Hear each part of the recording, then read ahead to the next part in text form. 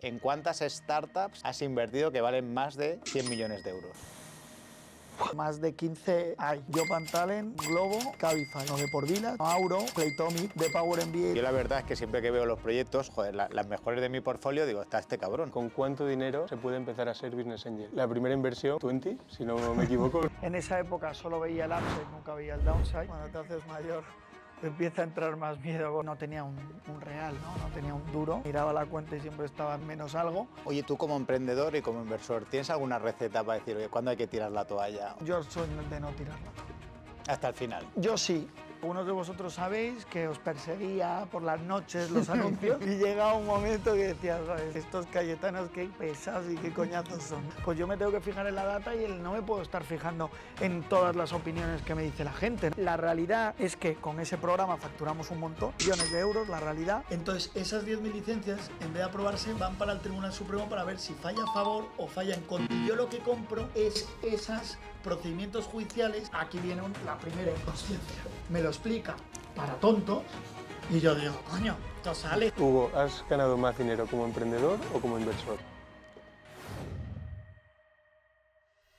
Buenas a todos, hoy estamos en un nuevo capítulo del podcast de SeedRocket for Founders. Hoy estamos en un capítulo diferente, hoy con público. La verdad que yo no me esperaba que viniera nadie, la realidad. No sé cuántos euros, pero todos los 40, 50, ¿no, Raúl? Sí, la verdad que impresiona más ver aquí a, joder, que ya hay gente, a cuando ves, no sé, 2.000 visitas, 5.000 visitas, 10.000 visitas. Bueno, eso es un número, pero aquí ya ves que lo sepáis, pero Raúl y yo estamos obsesionados viendo los views, o sea, cada podcast, a cada hora contamos, a la hora nos llamamos, oye, cómo ha ido, cómo vamos, en el top ranking, oye, esto hay que borrarlo, esto la retención, cómo va. Hoy estamos en el Hub B Startup del Banco Sabadell, la verdad que os agradecemos un montón que nos hayáis invitado Yolanda and Company al espacio, ¿vale? Y que lo podamos hacer en público. Y bueno, desde nada, tío Hugo, gracias por venir. ¿Qué tal? ¿Cómo estás? Nada, muy bien Jesús, mil gracias, ¿no? por invitarme aquí. Y luego también muy feliz, ¿no? Porque gracias a Jesús yo también estoy en el ecosistema SeedRocket. No soy el que más participo, pero estoy ahí por lo menos recibiendo, ¿no? Todos los emails y pagando la cuota anual. Eso es lo importante, que pagues. No, es broma. Oye, la primera pregunta que yo tenía es porque, o sea, Hugo lo definiríamos como emprendedor y como inversor en startups. Yo te definiría así luego si quieres, pero ¿en cuántas startups has invertido que valen más de 100 millones de euros? Pues la realidad es que no lo sé. Sí te podría decir un poco a bote pronto que seguro que más de 15 hay. Yo creo que el más. top 5 de valoraciones, ¿cuáles serían? Bueno, a ver, valoraciones que hayan salido en el mercado y que sea público, ¿vale? Que también ese es un dato, hay cosas que a lo mejor no se pueden contar y decir. Joban Talent, Globo, ¿y cuál es la tercera? Y Cabify, ¿no? Luego, de más de 100 que haya, bueno, de por Village, que tú estabas también metido ahí, que se vendió por más de 100 millones de euros. ¿Cuál más? Bueno, Auro, esa fue una empresa que monté yo, vale más, obviamente. Y Playtomic, de Power MBA la monté y también vale más de... O sea, de momento llevamos 1, 2, 3, 4, 5, 6, casi 7 compañías. O sea, ¿cuántas has invertido, tío, para tener este ratio? No, habré invertido más de 50, yo creo. Más de 50. Más de 50 startups, sí. No está mal el ratio, ¿no? Habré invertido más de 50. Yo creo que hay más. ¿Qué pasa? Que como todos tenemos una tabla, que la realidad es que no la veo mucho, que está medianamente bien organizada, me ayudan, y en esa tabla ahí puedo ver, ¿no? En un golpe visual un poco las empresas, ¿no? Que, cómo están, cuál ha sido la última valoración, qué creo y qué ha ocurrido en los últimos años y luego yo le pongo una valoración que yo creo y estimo, ¿no? Porque la última valoración muchas veces no implica que valga a valer eso o que vaya a valer eso en un futuro, ¿no? Y a mí me gustaría que hablase sobre todo de la primera, que me la comentaste un día y yo me quedé un poco sorprendido. Creo que ya lo has contado en más sitios, pero si la quieres contar bien. ¿La primera cuál fue? La primera inversión, 20, si no me equivoco, ¿no? Sí, justo. Bueno, esa fue una red social ya ya ha pasado mucho tiempo, ¿no? Ya, Algunos ya no se Pero acuerdan, a- o eso- no la conocen. algunos ya de aquí seguro que marcó la vida de bastantes no de se los que acuerdan. estamos aquí, ¿eh? Pero bueno, ahí era una etapa de mi vida pues que era mucho más joven, siempre he sido una persona bastante positiva, pero con toques de realismo. En esa época solo veía el upside, nunca veía el downside. Ahora ya, cuando te haces mayor, empieza a entrar más miedo por las cosas y le empiezas a ver más el downside de las cosas.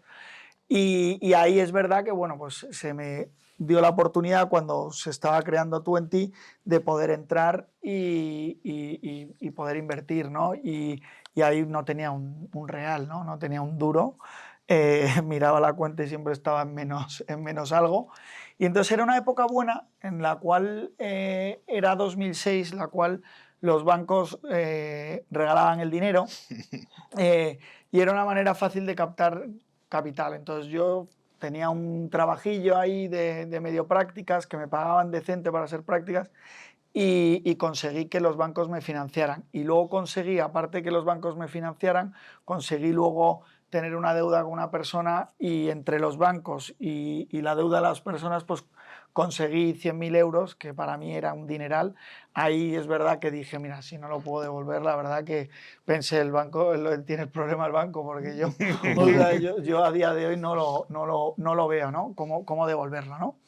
Bien, es cierto que nunca me planteé el downside, tuve mucha suerte, muchísima, salió bien el proyecto, de hecho salió en muy poco tiempo, en 4 años se vendió, no es lo normal, es completamente atípico, no creo que haya que montar nada para venderlo, generalmente si lo montas para vender no te sale como lo has pensado y no te sale la venta, hay que montar un buen negocio y en el camino seguro que llegan oportunidades de venta. Y ahí se vendió en el 2010, fueron 2006 a 2010, lo compró Telefónica y todos contentos. Los bancos. ¿Qué múltiplo hiciste aproximadamente? Pues, ¿qué haría? No me acuerdo bien, pero haría en torno a un, no sé, más de 10 y menos de 25. Vale. Ujú. O sea que ahí entre 1 millón y 2,5 millones, sí, pudiste devolver el préstamo al banco, ¿no? Luego le devolví el préstamo o al seguiste banco con invirtiéndolo. intereses, luego me hice cliente del banco, ya en plan un poco más serio, no solo teniendo deudas, y luego tenía una relación extraordinaria, ¿no? Oye, o sea, ¿por qué decides en ese momento y cómo te llega la oportunidad de Twenty? Porque, a ver, visto desde con cabeza y desde fuera, era un poco idea loca.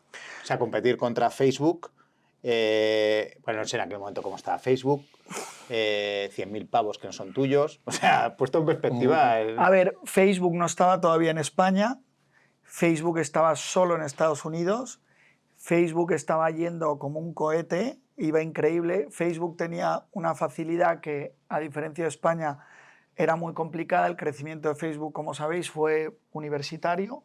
Las universidades en Estados Unidos, sobre todo Ivy League y universidades grandes, tienen más de 30.000 alumnos, con lo cual ya la captación de alumnos era muy fácil, ¿no? Entonces empezaron en la costa este, luego es verdad cuando entró Sean Parker se expandieron a la costa oeste y de ahí pues pudieran crecer. Nosotros, o sea, Twenty lo tuvo que hacer de otra manera, ¿no? El crecimiento tuvo que hacerlo más de una manera de amigos y ir a, digamos, se fue a universidades, pero se fue mucho también a grupos de amigos que eran interesantes, que conocían mucha gente y de ahí pues empezó un poco el efecto word of mouth, que es lo que hizo Facebook, y se consiguió que nunca se invirtiera en marketing, ¿no? Ahora es impensable no invertir en marketing cuando montas una empresa, por norma general se invierte, ¿no? Pues ahí se invertía cero en marketing, se invertía en eventos, pero no se invertía en marketing como tal. Y yo entré porque, bueno, pues uno de los fundadores estaba en mi clase. Yo es que es verdad que en mi clase universitaria hemos salido todos muy emprendedores. Luego en esa universidad en concreto, de los cursos no han salido tanto, pero es verdad que en nuestra clase yo monté, o sea, Twenty invertí, monté con uno de mi clase de la universidad, monté Auro, que es la empresa de movilidad que, bueno, ha salido público, ¿no? que ha sido vendida a Uber, luego podremos entrar más en detalle. Y luego monté The Power MBA, que ahora se llama The Power Education, la monté con otro compañero mío de clase. Entonces, macho, yo, sinceramente, ahí hemos salido una clase muy, muy chula, ¿no? Y muy, con mucha iniciativa. Ay, digo, quien fuera compañero de clase tuyos, ¿eh? Y salen billionaires todos. Oye, ¿no te asustó, tío, en ese momento? O sea, ¿hubo algún momento que tú dijiste, o tu familia o tus padres dijo, vaya locura has hecho, tío? Sí, a mis padres no les hizo mucha gracia. Bueno, la realidad es que no les hizo nada de gracia. Es verdad que confían mucho en mí, ¿no? Por en teoría soy responsable, pero yo creo que mira, Jesús, tú también lo has hecho. Yo creo que para intentar llegar o avanzar profesionalmente a veces hay que tener un punto de locura.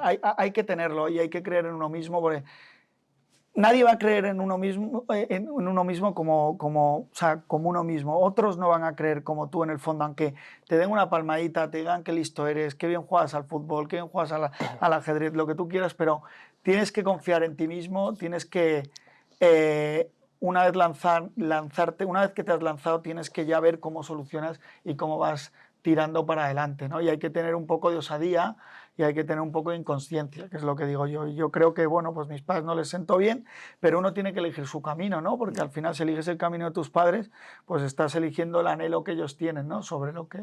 Oye, ¿cuál es el segundo proyecto? O sea, oye, haces 20 como inversor. Entiendo que no te metes en la gestión, o sí que vas interviniendo. No, intervengo, pero no me meto en la gestión. Y mi segundo proyecto de inversión fue Yopantale. Mira, otro muy bueno, me llegaron dos, es curioso, claro, porque a raíz de 20 me empezaron a llegar proyectos de gente que estaba ahí en el ecosistema.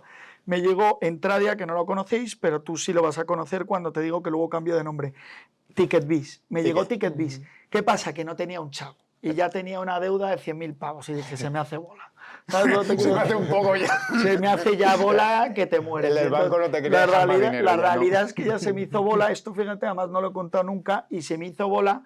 Yo quería invertir. Además había un vacío legal porque era reventa de entradas. Y lo sigue habiendo, de hecho.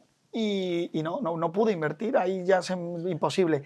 Pero mira, hubiese sido una gran inversión. Pero TicketBiz se vendió por 180 millones de euros. Sí, y ahí fue un múltiplo, creo que los que entraron más de 40 veces. Te diría que más de 40 veces, y incluso más, de 50 veces. Pero vamos, hubiera sido una impresionante inversión. Hubiera pensado que, bueno, esto es fácil. Vamos.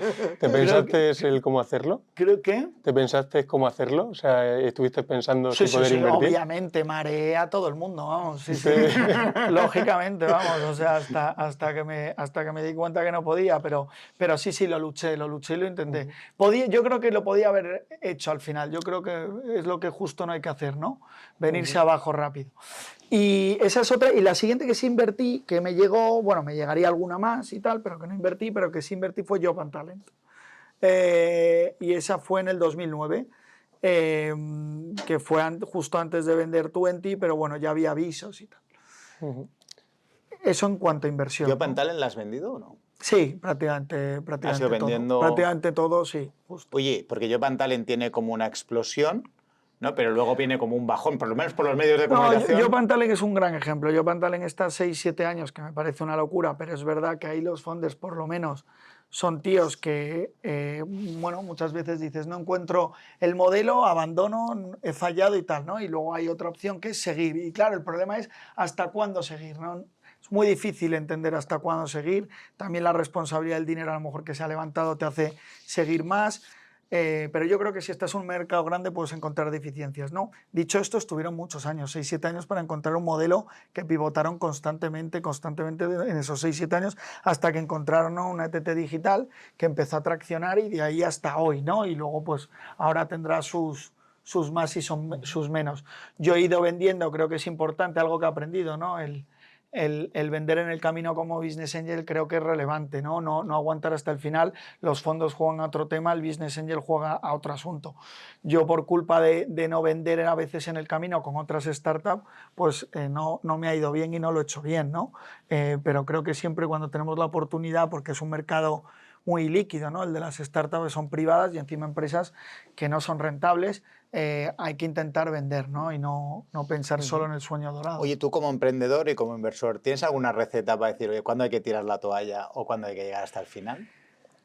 No, es muy difícil. Yo, por ejemplo, en mi caso, puedo hablar por mí mismo en lo que he emprendido y los negocios que he montado. Yo soy de no tirar la toalla. Hasta el final. Sí, yo sé, yo sé. Yo sí, yo es mi forma de verlo y de forma de hacerlo. No te digo que sea la correcta, no te digo que tal, pero es verdad que ahí te dejas pocas plumas en el camino y sí que he visto gente por el opuesto que la ha dejado demasiado pronto.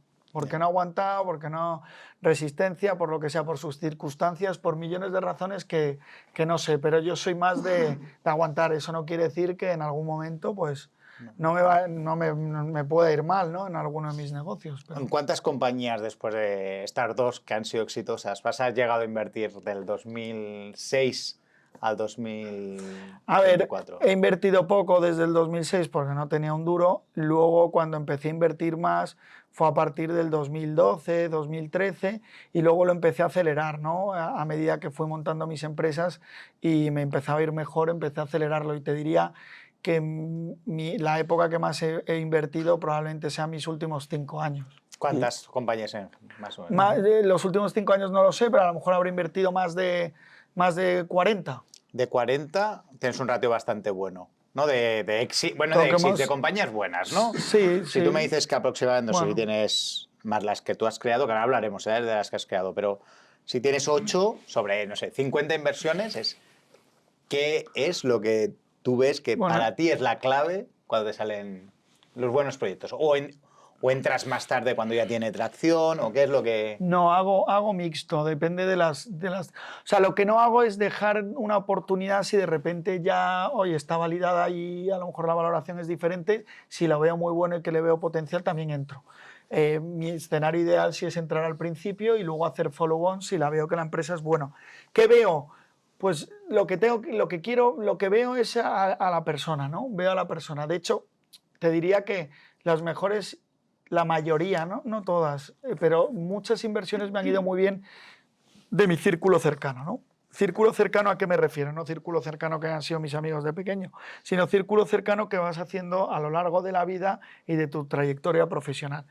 ¿Por qué? Porque tienes más herramientas para preguntar, ¿y este qué tal es? Oye, pues es un tío de puta madre, es buena gente, es trabajador, le iba muy bien por ejemplo, invertí en Embat y en Embat fue jugando al pádel, no les conocía nada, pues fue a jugar al pádel, menos mal que juego al pádel, gracias a Dios, me gusta, me divierte y voy a jugar al pádel y bueno, pues uno a lo mejor generalmente iría solo a jugar al pádel y de repente ellos me contaron, vamos a hacer un proyecto, sí, tal, entonces les preguntas un poco más, oye, pero ¿qué tipo de proyecto? Bueno, pues se trata de pronosticar, de predecir la tesorería de una empresa, pero luego queremos que todos los pagos se hagan con un solo pago, tal, y que no tengan que pedir tanto tiempo la administración, ¿no? de las compañías en esos pagos y en entender la tesorería que ocurre con la empresa en los próximos años.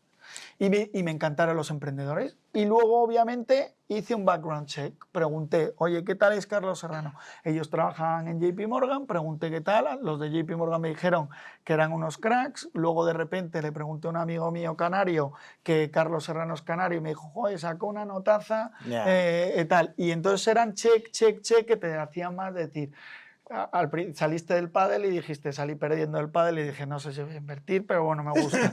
Y luego fui haciendo checks que me empezaron a decir, joder, sí, sí, sí. Y luego todo lo que... Porque la solución no la tienes cuando tienes un deck, no tienes la solución de si vas a traccionar, van a hacer product market fit o no, no la tienes. Lo que sí tienes es si estos tíos tienen critical thinking, si son tíos que piensan y si son tíos que escuchan y pueden escuchar y en vez de escucharse a sí mismos, pueden escuchar a los potenciales clientes que tienen, porque es lo único que vale para poder tener un negocio de verdad, ¿no? Porque tu opinión, la mía, la de Raúl, no vale para absolutamente nada más que podemos decir, oye, me gusta el producto, no, pero si no somos clientes potenciales, nuestra opinión puede hasta distorsionar a un emprendedor cuando va a lanzar un proyecto, ¿no?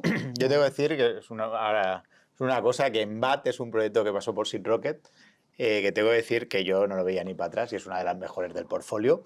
Y no es porque no lo viera, es porque había un competidor que era un francés, justo que había levantado no sé cuántos millones y yo le dije a Marek, digo, vamos a invertir si es... Y luego los tíos se han cargado casi al francés. Está bien, ¿ves? Ahí entra un debate que me encanta, Jesús. ¿Ves? Yo una de las cosas en las que no me fijo es en eso, en si hay competidores. Al revés. lo veo hasta positivo. Te pongo un ejemplo, entra en Cuimo cuando Mundimoto es enorme para el mercado español y Cuimo va como un cohete.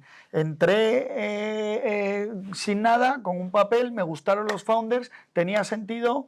Le invité a Carlos Rivera, al de Clickers, que al final es lo mismo, compraventa de motos, él hizo compraventa de coches, y dije, pa'lante, y va fenomenal, iba estupendamente. Entonces, yo la competencia al revés, me valida un proyecto, y si veo que hay unos buenos emprendedores y unos tal, bueno, pues ya se encontrarán ahí con tal. Si te dice la competencia, oye, barreras de entrada, pues pequeñas, pero joder, es que la realidad, te diría que el 95% de los proyectos o el 99% de los proyectos en los que he invertido, las barreras de entradas no existían o eran casi invisibles, desgraciadamente, ¿no? Tengo que decir que claro, me ha acojonado porque en BAT, ¿no? O sea, GCAP había levantado 200 millones, y de hoy van a hacer lo mismo, pues eran muy listos, pero no tengo claro, y luego han demostrado que siendo muy listos, o sea, han hecho una cosa que es completamente en el mismo segmento, pero en otro target, y que incluso allí GCAP ha tenido que cambiar su estrategia, ¿no? Yo la verdad es que siempre que veo los proyectos, ¿no? Digo, joder, las mejores de mi portfolio, digo, está este cabrón, ¿sabes? Yo digo, ¿cómo lo ha hecho para estar ahí? Pero bueno, dale tú, tío. No, yo quería preguntar antes, que seguro que es una pregunta que muchos de los que estáis aquí os habéis hecho, ¿con cuánto dinero se puede empezar a ser Business Angel? Y explico el porqué. Si tú, si tú vas imagínate el curso de Business Angel, te van a decir, necesitas mucho dinero. Pero luego tú ves a los mentores de Sea Rocket y muchos, hostia, habéis ganado mucha pasta siendo trabajadores y poniendo el dinero de vuestro bolsillo. ¿Eso sigue siendo posible hoy en día? Ahora mucho más, antes era imposible. No hagáis entonces el curso ese Business Angel, porque ya no sé, la primera cosa no me cuadra. No, a ver, creo que el dinero justo, y diréis, joder, qué falacia, ¿no? Todo lo contrario, el dinero es importante. Yo creo que lo que es importante es el aprendizaje, ¿no? Y el dinero poco a poco con el trabajo puede ir llegando. Ahora hay plataformas que todos las conocéis, que son plataformas de CrowdCube, hay un montón de crowdfunding de plataformas que puedes invertir, pues no lo sé, 200 euros, 100 euros, 300 euros, y ahí, oye, pues en vez de a lo mejor compraros un iPhone, es un ejemplo, pues se puede invertir en 3, ¿no? Y decís, ya, pero no voy a ganar un chavo. Pues sí, probablemente no sea relevante lo que ganéis, pero viene una curva de aprendizaje que es monstruosa, ¿no? Que creo que eso es lo vital y lo importante, ¿no? Esa curva de aprendizaje que de repente os plantáis, que habéis invertido lo que sea cada uno, lo que pueda, 100 euros, 200 euros en cada inversión, o 500 o 1000, lo que sea, y habéis invertido en 10, en 5 años, y aprendéis un montón. Y ahí sí que os recomiendo pues, entender todos los modelos de negocio, entender cómo va evolucionando, cuál hace Product Market Fit y cuáles no, entender a sus competidores, poder ir a los eventos que hay disponibles, intentar meterse en el ecosistema, al principio esto es lo de siempre, a mí no me invitaban a ningún lado y obviamente intentaba ir a algún lado, intentaba marear y no era tal, y ahora es al revés, pero claro, es que Jesús lleva yo creo que más que yo, o parecido, no lo sé, yo creo que más, pero joder, claro, es que son después de muchos años, ¿no? De muchos años aquí trabajando y remando. Entonces, no creo que sea lo importante de corazón el dinero, sino el aprendizaje que se puede aprender y se puede hacer a través de las plataformas de crowdfunding. ¿Y tú crees que sin estar en contacto directo con el emprendedor o el board, no puede ser un barco que vas navegando en función del océano? O sea, que está bien para aprender, pero no sé si vas a ganar dinero. Estoy totalmente de acuerdo, y lógicamente una de las cosas buenas que tiene este mercado tan ilíquido de inversión en startups es el poder estar en contacto con el CEO, que en el mercado público pues es muy complejo, ¿no? Que puedas llamar a la presidenta del Santander, ¿no? Y decirle, oye, que acabo de invertir en tu empresa, que si nos tomamos un café, ¿no? Pues probablemente pues no accedas a ella, ¿no? Totalmente de acuerdo, pero como todo hay que empezar por algún lado, Sí. y a lo mejor oye, al principio hay que ser, yo he sido toda mi vida, en lo que he querido he sido muy coñazo, ¿no? Es una de las cosas que mi abuelo me decía, sé ultra persistente y al final las cosas acaban saliendo. Pues ahí persistencia, oye, pues si has invertido en 10, al final son empresas que, imagínate, inviertes por cercanía españolas, pues ahí te pones en LinkedIn, oye, me encantaría poder, y oye, uno de 10, a lo mejor o 2 les conoces y te puedes tomar un café y les dices luego al final, oye, por cierto, he invertido 200 pavetes, no lo sé, así por algún lado hay que empezar, ¿no? Pero... Oye, de las que has invertido, ¿qué es lo que más rabia te da de cuando inviertes en algo y pasa X y te da rabia? Pues mira, antes me daba rabia cuando no invertía y iban como un cohete, ahora ya no me da rabia, por norma general, mucho menos, cero, ni le doy atención. Antes sí me carcomía Sí, y sí, te sí. ríes porque a ti te habrá pasado igual. Yo me carcomía mucho. Justo. Porque Yo- pensaba, ¿por qué no he tomado esa decisión? Para intentar sacar patrones, para aprender, pero... Se llaman antiportfolio, ¿no? En el sector, en la jerga. Pero ahora lo que más rabia me da es no vender a tiempo, o sea, no haber vendido cuando hemos tenido eventos de liquidez. Los eventos de liquidez en este sector, claro, también vas aprendiendo con los años. Son muy cortos, son ventanas cortas. Hubo uno muy claro que fue 2019 al 2021. Ahí hubo una temporada, incluso te diría 18 al 21, hubo ahí que se podía vender un montón de cosas, que fue cuando hubo mucha inversión en startup y cuando las valoraciones estuvieron muy altas. De hecho, pues era un espejismo de la valoración real de lo que valían ellas. Pero ahora, lo que más rabia me da es eso, es no aprovechar los momentos de eventos de liquidez. Creo que hay que aprovecharlos. ¿Y cómo se aprovechan? Que creo que esto es bueno saberlo. Decís, oye, pues vendiendo aunque sea algo. Es decir, hay gente, oye, pues ya he hecho un buen múltiplo, vendo todo. Pero oye, mira, te da rabia porque quieres tener un poco de upside, eres un poco ambicioso, greedy, como se dice en Estados Unidos.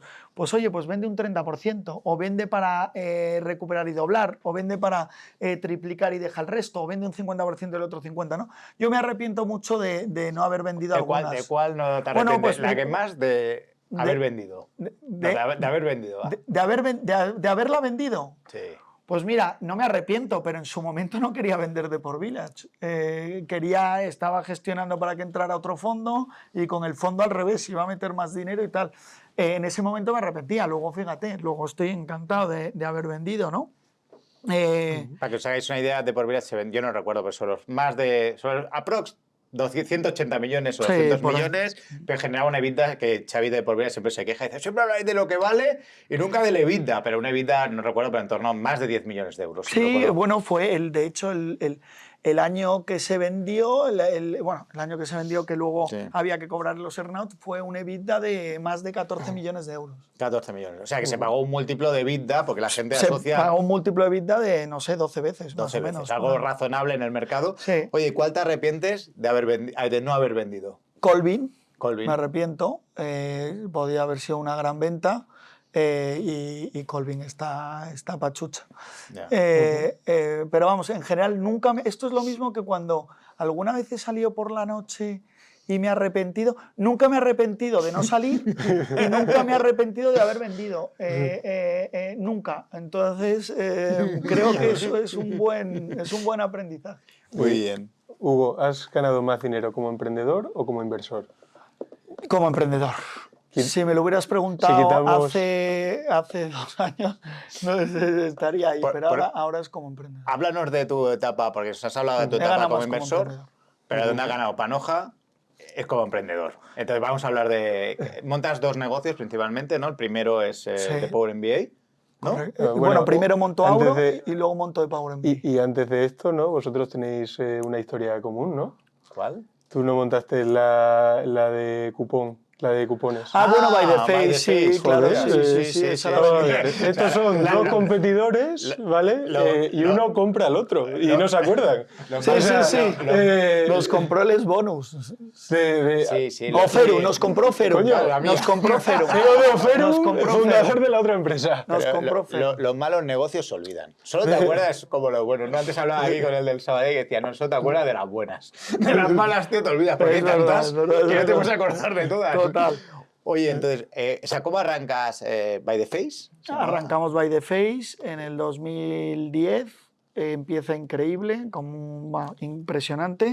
Vendemos el primer día, pues, bueno, era como Groupon, no sé si os acordáis, los que no os acordáis eran cupones, que básicamente lo que el negocio era llenar la capacidad ociosa de los retailers, de las tiendas, sea física, sea online, y ellos te vendían con un descuento enorme y tú los distribuías, ¿no? Esos descuentos y te llevabas una comisión, ¿no?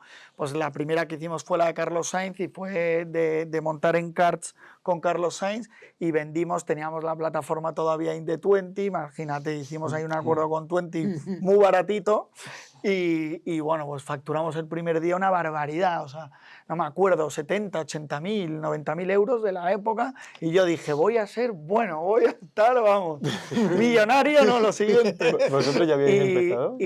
Yo creo que si nosotros debíamos estar por ahí con él. Todos Sí. entramos como en el 2010 y luego, pues bueno, fue un negocio que Groupon no existe y fue un negocio que realmente fue una moda, ¿no? Como los patinetes, ¿no? Parecido. Yo creo que es una industria que llegó a facturar y un día lo sumé, que creo que entre Grupalia, Groupon, Let's Bonus, vosotros, nosotros, seguramente al año facturamos 400 o 500 millones, que es un negocio que se creó y desapareció. ¿No? Y seguramente, pues, yo explico un podcast un día de por qué creo que desapareció, por qué funcionó. De vez en cuando vuelven a salir, ¿no? Otra vez, compran grupo. Yo cada vez que alguien me llama dice, tengo un negocio, compran grupo. Digo, hostia, huyo, pero tal vez llega alguien que lo hace bien. Oye, aquello decides salirte y te pones con The Power MBA, ¿no? Me pongo bueno, monté una consultora que me fue muy bien, que eso, por ejemplo, en vez de repartirme dividendos, reinvertía en startups todo lo que iba ganando, me había puesto un sueldo y era una consultora, sobre todo la monté paralelamente con By the Fish del 2012 al 2017, en esa escasez que había de conseguir dinero en esa época, porque salíamos de la crisis, para ayudarles a conseguir dinero del sector público. Y ahí conseguí dinero pues, a empresas, era una maquinaria de hacer memorias y presentarse a diferentes pues, concursos, y ahí conseguí dinero, pues, por ejemplo, a la Nevera Roja, otra que no invertí, que bueno, tuve la oportunidad de invertir millones de veces. Luego a TicketBiz les conseguí varios millones también, a Jopantalent también varios millones. O sea, es una consultora que eso te fue financiando y eso me fue financiando parte, porque ahí pues había tenido la salida de 20 y poco más, entonces entre el sueldo que tenía y aquí me iba financiando porque iba generando bueno, pues un dinero, y acabé teniendo ahí bueno, varias personas trabajando en la empresa y fue fenomenal, ¿no? Cuando empecé a ya dejarlo un poco de lado fue cuando se me dio la oportunidad de estar 2 años en Hawkers, que me metí en Hawkers 2 años, ahí estuve pues de manager 2 años y de ahí ya monté Auro. Y de ahí estuve 2 años y ya ahí monté Auro, que es una empresa de movilidad de VTCs, que ahí básicamente pues tuvimos que comprar 3.000 licencias VTCs, volvemos a lo mismo, bueno, se compraron procedimientos judiciales porque están en stand-by, y aquí esto es muy importante, otra vez más no tenía el dinero, porque cómo voy a tener la de dineral que había que tener, y al final ahí como lo conseguimos es, después de mucho esfuerzo y trabajo, conseguimos una deuda contra el colateral de unos procedimientos judiciales de alguien del sector que nos financió. Vamos a entrar en detalle en lo de Aureo, porque ha salido la noticia, ¿no? Decías tú. Sí, Me ha ahora yo si no quieres comentar que ha salido hace poco, no sé cuándo ha sido, pero ha salido... Se dice que es un importe relevante de la venta Uber, ¿no? Vale, entonces si quieres no vamos a entrar en las cifras, pero son de cientos de millones de euros, eso es lo que dicen las noticias. Bueno, sí, o sea, habéis vendido una parte, ¿no? Se dice, o sale en las noticias 220 millones, que no sé si es verdad o no. ¿Quieres decir algo? No, te dejo a ti, que te dejo a ti. No, eso es lo que está público y bueno, entiendo que hay una deuda también importante que se tenía que pagar y yo, o sea, yo no lo sé. La pregunta, yo sí que la pregunta sería, primero, ¿qué es Aureo? ¿Qué es Aureo? ¿Y qué haces para que esta compañía, si son ciertos los números, pues seguramente es más de 1 billion, da igual lo que valga, ¿vale? Pero es una compañía muy grande. ¿Qué hace Aureo? ¿Cómo consigues? ¿Y por qué? ¿Qué es eso de los procesos judiciales? Vale. ¿Qué movida es esa? ¿Y cómo te metes en un sector hiperregulado donde todo el mundo se asusta y se echa para atrás y no quiere entrar ahí? Bueno, ahora volvemos a la inconsciencia, todo eso. Eso es importante tenerlo en cuenta, ¿no? Para seguir el storytelling del podcast. Pero básicamente en 2017 surge la oportunidad, a través de alguien del sector del transporte, surge la oportunidad de comprar unos procedimientos judiciales. ¿Qué quiere decir procedimientos judiciales? Básicamente, el sector estaba privatizado a través de la LOT, de la Ley de Transporte, que por cada 30 licencias de taxi podía haber una licencia de VTC.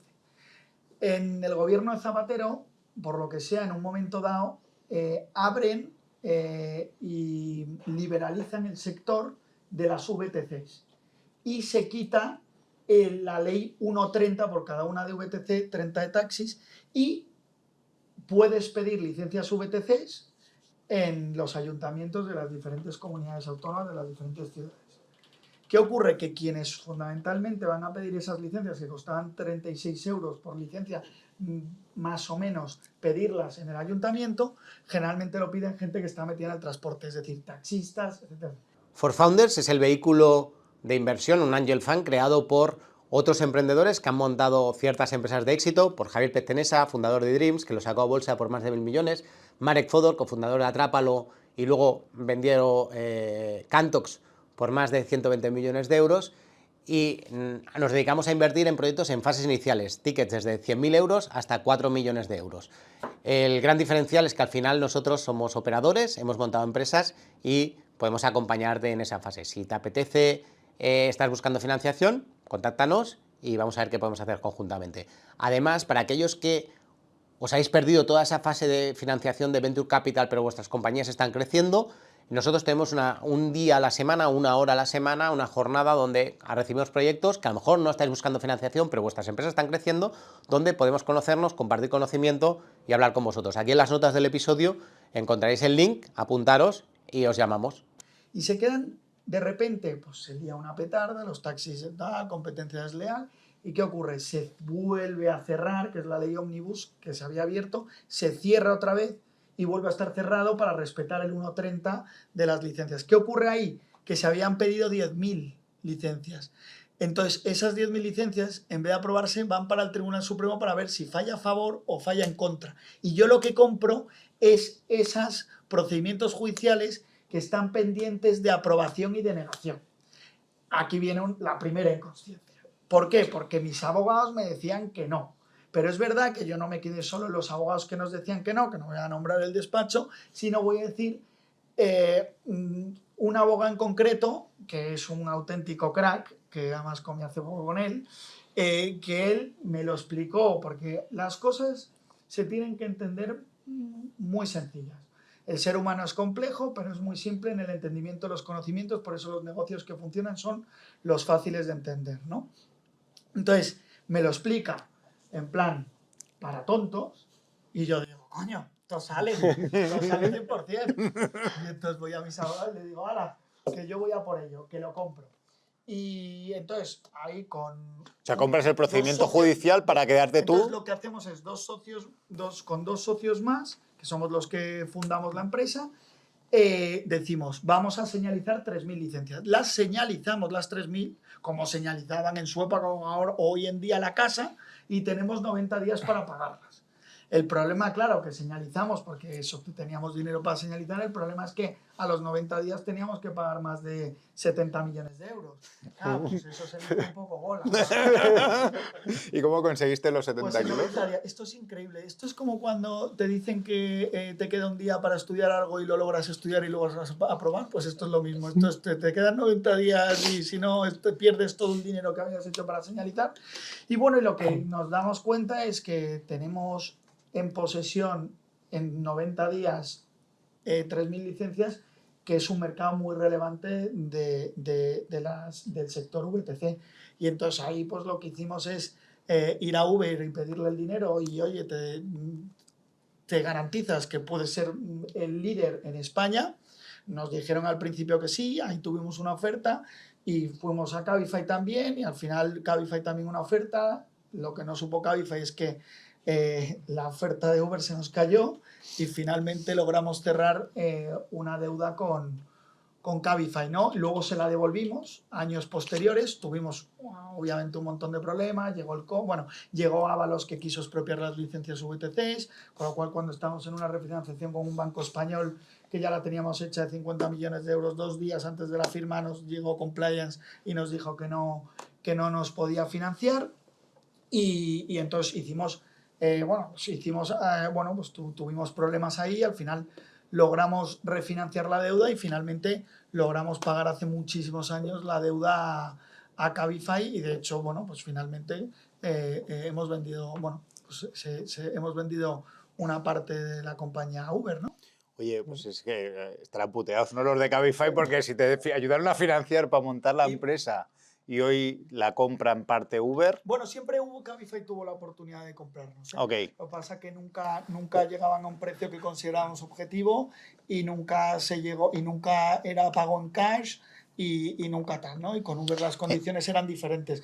Y luego, importante, o sea, la empresa hoy en día, cuando la hemos vendido, más de 6.000 empleados, 300 personas de los headquarters en las oficinas, una empresa que factura casi 200 millones de euros, con un buen EBITDA, o sea, quiero decirte, hemos montado una empresa.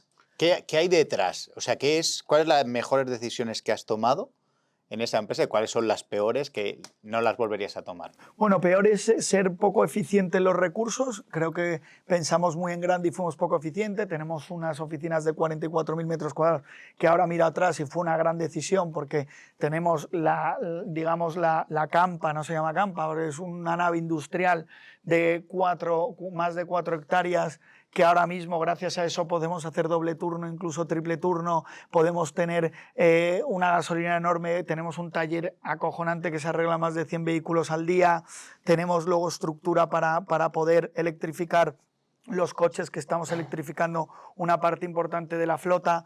Creo que fue una gran decisión, pero fue muy, muy ineficiente y la mejor es no desistir.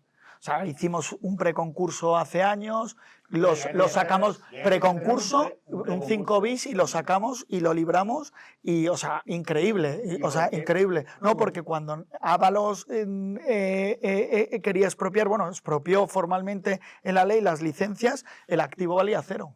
Entonces no podíamos refinanciar la deuda, al no poder refinanciar la deuda, era enorme la deuda y no podíamos repagarlo porque en ese momento no se hacían las facturaciones de hoy porque, claro, era todavía un mercado súper pequeño e incipiente. Uy, y tú, tío, eres un tío vivo de emociones que se te va la olla, ¿no? Porque tú te imaginas, te levantas por la mañana y te lees el diario o te llama algún compi y te dice, oye, que el Arévalos dice que la ley, la que nos jode vivos, ¿no? Mira, y tú, emocionalmente, ¿cómo...?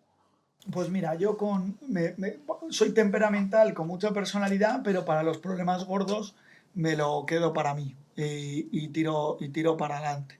Eso sí que lo puedo decir porque lo he vivido. Y de hecho, mira, ese fue el primer encontronazo que tuvimos muy duro de Auro, pero luego hubo otro muy duro que fue COVID. Y COVID de Power MBA iba muy bien, pero Auro, pues claro, no operaba nadie, pues estábamos todos en casa y ahí estábamos perdiendo un montón de dinero y de hecho ahí tuvimos que hacer una ronda rápida, teníamos 30 días, ahí se perdían plumas, todos perdíamos plumas y era complicado. Entonces, pero actuar rápido, yo creo que la clave es actuar rápido y creer en el proyecto que tienes entre manos. Nosotros creíamos que teníamos un buen proyecto y de hecho nunca se cumplen los timings que tú crees, pero se ha cumplido todo al final. Pero claro, no se ha cumplido los timings que nosotros creíamos, ¿no? Entonces ha sido todo mucho más largo, con muchos más problemas, con mucho más sufrimiento, con muchos más, pero al final ahora pues parece que es un sector que está súper estable, está asumido ya y afrontado a nivel ya de los competidores, los taxistas, el gobierno y todo, y ya nadie habla de las VTCs, ¿no? No. Yo estoy pensando todo el rato que, o sea, montas esto, pero al poco tiempo montas también de Power MBA. Es que fue una buena añada, yo estaba activo ese. Estaba justo me lo preguntó esto. Bueno. No sé, hablamos muchas veces también otra de las cosas, ¿no? Foco en una empresa. Pues te cuento cómo fue esto. Esto fue un compañero mío de clase, me llama, él trabajaba en una consultora pequeña. No le iba, esto es algo que lo he hablado con él muchas veces, me lo contaba él, son palabras de él, no le iba increíble, le iba normal. Y me llama y me dice, joder, quiero emprender. Y digo, de puta madre, pues emprende tú solo, chaval. Y me dice, no, pero me apetece montar algo contigo, vamos a montar algo, si te parece, tal. Entonces, él tenía un compañero en el trabajo, el que iba a mi clase era Rafa, y tenía un compañero de trabajo que era Borja, y dice, oye, te queremos ver tal. Y estuvimos viendo durante años, es que no fue... Auro, probablemente estuvimos durante 2 años intentando ver proyectos. De hecho, uno de los proyectos era este de las casas que invirtió Carlos Blanco, ¿cómo se llama? De brokeraje. Housefire. Uno era Housefire antes de que se montara una idea, pero yo dije hay que levantar mucho dinero, yo estoy quemadete de levantar dinero, tal. Y entonces salieron bastantes proyectos y finalmente salió este proyecto después de 2 años divagando con varios y varios tal. Entonces, claro, monté Auro y al año salió esto. Entonces, al año yo estaba en la operativa de Auro y lo único que dije, Borja y Quique se pusieron a currar en el día a día de The Power y yo lo único que Rafa no estaba trabajando en el día a día y en una conversación que tuve con Rafa le digo, oye, campeón, pa'lante, ¿no? Y me dice, él tenía hijos y me dice, joder, tal, y le digo que sí, hombre, que te va a venir bien, te va a hacer un hombre.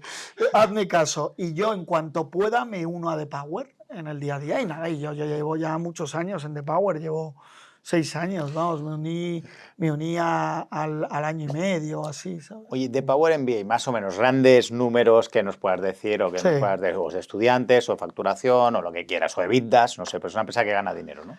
Se monta The Power MBA, ha ganado dinero históricamente los primeros 3 años o 4, luego entró un socio estratégico, bueno, socio estratégico no, un fondo de fuera, nunca lo hemos anunciado, no hablamos de ello, el fondo tampoco le interesa, a nosotros nos da un poco igual, fue una ronda grande, fue una ronda interesante, fue genial.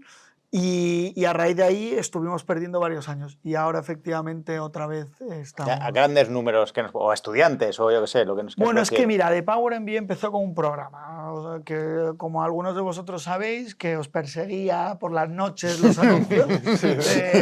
Y llegaba un momento que decías, estos cayetanos qué pesados y qué coñazos son, ¿no? Pero la realidad es que no, yo eso lo he oído 1000 veces y era el primero que lo sabía, pero claro, Jesús, yo me tengo que fijar en la data y si la data me dice que los CPL son baratos y me dice que los CPA son baratos y que tengo un ROAS, que el ROAS es por cada euro que invierto, cuántos dólares hago de vuelta, pues yo me tengo que fijar en la data y no me puedo estar fijando en todas las opiniones que me dice la gente, ¿no? Entonces, la realidad es que con ese programa facturamos un montón, llegamos a facturar un montón de millones de euros, la realidad. ¿Y qué pasa? Que con el tiempo después de COVID nos salieron competidores pues, por todos lados con The Power, habéis oído MBAs de todo, de pádel, de tal cual, hemos sido un boom, wedding MBA, todo MBA, era toda la leche.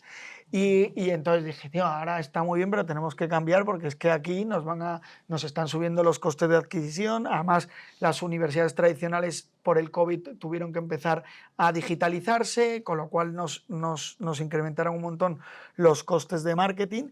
Y entonces decimos, tenemos que hacer un modelo más robusto y tenemos que ser un grupo educativo. Obviamente esto no pasó de la noche a la mañana, porque es muy importante lo del foco, lo de estar tal, pero dijimos, oye, ya hemos lanzado The Power MBA, hemos lanzado The Power Sales, The Power Ventas, The Power E-Commerce, tal. Vale, ok, escuela de negocios se llama The Power MBA. Genial, de hecho, en un momento dado la llamamos The Power Business School, tal. Ahora hemos vuelto a llamarla The Power MBA a esa escuela. Hemos lanzado luego, entonces en los últimos 2 años hemos empezado a crecer en verticales. ¿Y en qué verticales hemos crecido y qué hemos lanzado? Hemos lanzado una escuela de tecnología que se llama Hackio, que tiene programas de tecnología, pues ciberseguridad, software engineer, data science, data analytics, todo eso. Luego hemos lanzado una facultad de inteligencia artificial, que vamos a lanzar ahora más programas, que esa facultad en el último año y medio pues ha sido una facultad que ha crecido muy bien y que tiene mucho sentido, ¿no? Para aplicar en productividad a la gente y las compañías, y ahora vamos a verticalizarlas por sectores, ¿no? Para abogados, para consultores, para tal.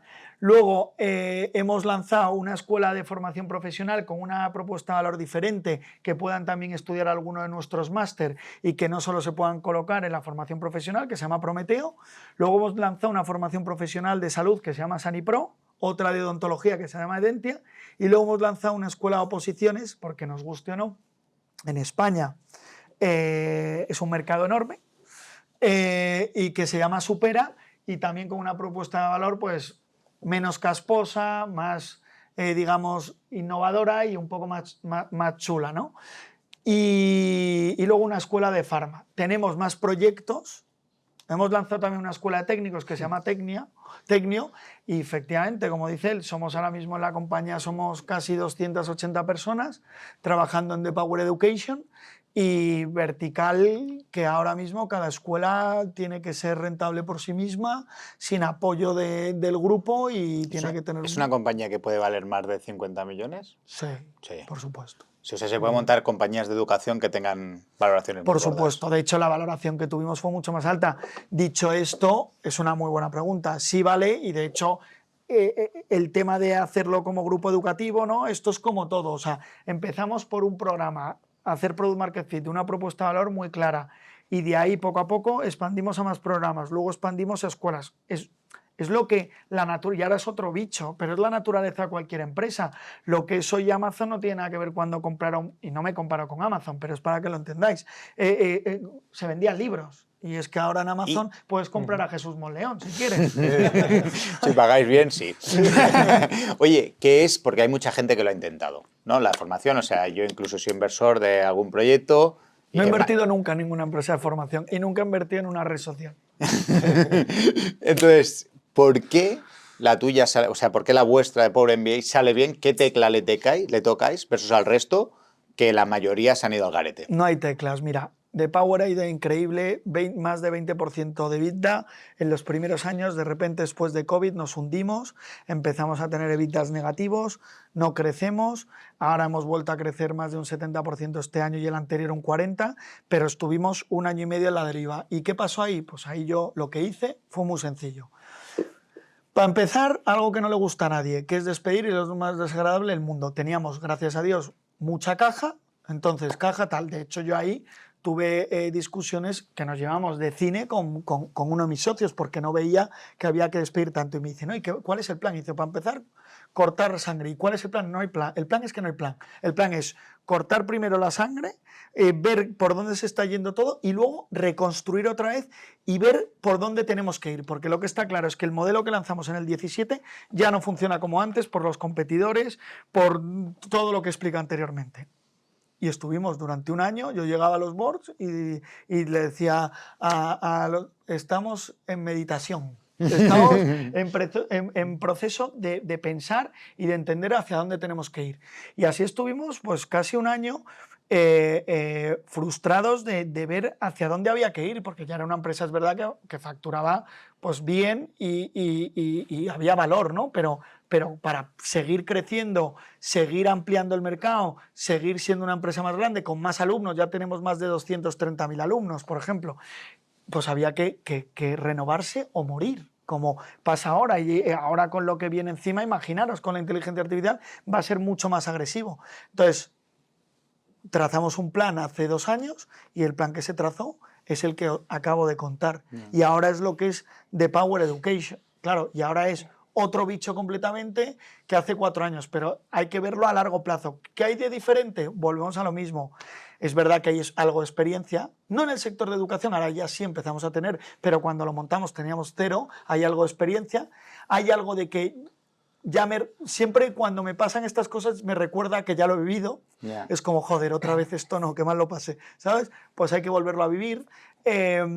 Creo que en los momentos buenos no volverse loco de, joder, somos unos cracks, que me ha pasado, y en los malos tampoco decir, estoy en la mierda, sino tal, y luego pues pedir ayuda, preguntar y luego indagar. Yo, por ejemplo, hemos indagado, tanto mis socios como yo hemos indagado en el sector educación. O sea, nosotros no mirábamos a nadie los primeros 4 años, y a partir del año 4 empezamos a mirar a todo el mundo, a entender los sectores, en cuáles hay un mercado grande, en cuáles todavía no hay una propuesta de valor diferente, en cuáles podemos mejorarlo, las deficiencias del mercado, y de ahí es lo que hemos lanzado ahora, pues de Power Education. Y luego también somos fuertes en B2B, formamos a muchas empresas de alto nivel del IBEX 35. Si ¿no? miraras atrás en The Power MBA, ¿es que hubieras hecho diferente? ¿O qué tecla hubieras hecho diferente? Pues no lo hubiera montado, si mira. Pero ni de Power MBA, ni Auro, ni nada hubiera montado, porque al final se sufre, ¿no? Se sufre y se pasa mal y es duro, es duro. Es verdad que luego la foto, la recompensa es brutal y es verdad que, coño, he tenido la suerte de que ha salido bien. Pero claro, pues creo que en toda empresa tienes que cometer fallos, ¿no? Creo que... ¿El más gordo que tú has cometido cuál sería? En todas, ¿eh? O que has visto tú en general. La más gorda he que has visto. cometido un huevo. Vamos a empezar con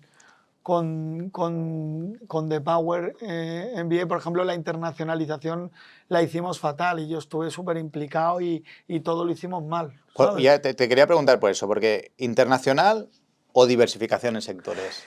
Lo que mejor va es de internacional vendemos. Hablo de la primera internacionalización que hicimos, que la hicimos en Latinoamérica y al principio nos fue medianamente bien, pero luego mirabas el número de verdad y no la hicimos nada bien y la hicimos bastante mal.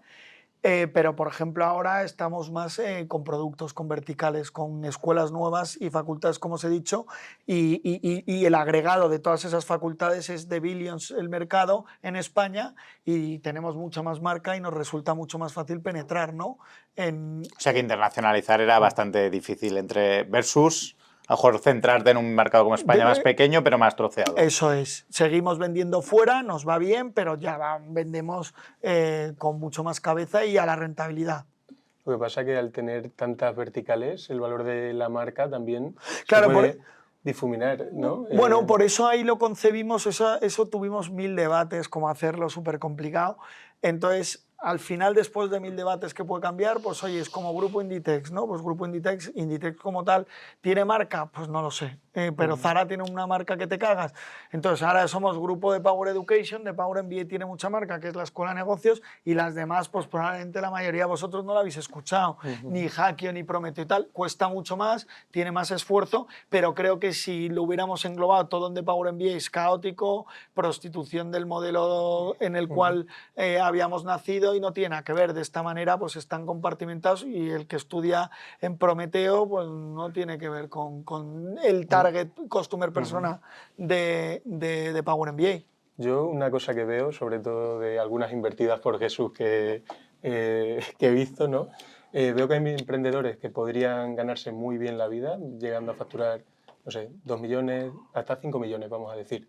Pero en el momento en el que entran los fondos, que ya exigen todo lo que estáis diciendo vosotros, esta parte ya es muy complicada.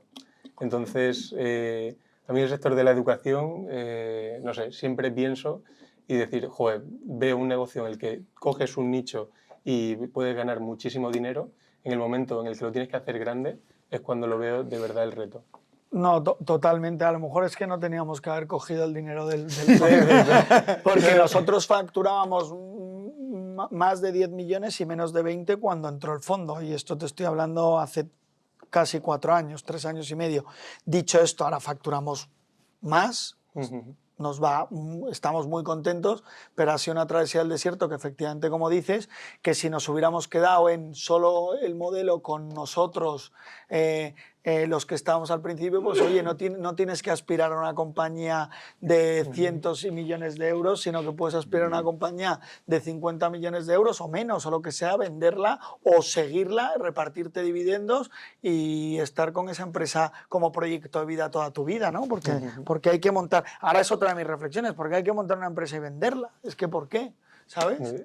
Pues, ¿tú tenías pensado vender Auro en su día? Sí, y a Uber. Nada más. Sí, eso fue un plan, vamos, que nunca sale como uno cree, pero sí teníamos planeado venderlo y a Uber. ¿Y de Power MBA?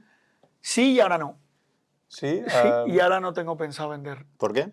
Porque creo que puede ser un buen proyecto de vida y por lo menos no voy a mirar a 20 años vista, pero sí estoy mirando a mínimo 5, 6, 7, 10. De hecho, cuando me preguntan digo 10 años mínimo. Y no pienso en vender.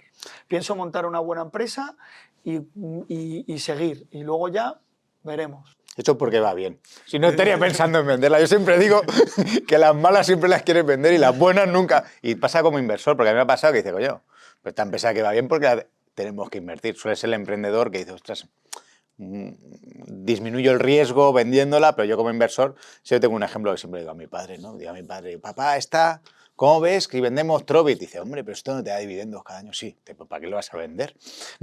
Sin embargo, dice, esta que pierde millones, que tienes en no sé dónde, pues esta véndela cuando puedas, al primero que pase, ¿no? Pero bueno. Oye, yo si queréis pasamos al turno de preguntas. Vamos a hacer 3, porque la verdad que nos hemos alargado aquí un poquito. Sí, no sé. Si queréis, ¿alguien le apetece preguntar algo o qué? Ya que tenemos aquí a Hugo. No sé si tú dila y yo la repito para luego, si la grabamos, dinos.